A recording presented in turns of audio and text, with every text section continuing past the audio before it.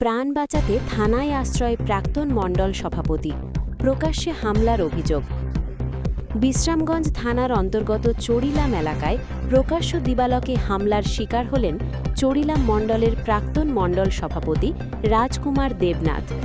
ঘটনাকে কেন্দ্র করে এলাকায় ব্যাপক চাঞ্চল্য ছড়িয়ে পড়েছে। অভিযোগ অনুযায়ী সদলীয় কোন্দলের জেরেই এই হামলার ঘটনা ঘটে।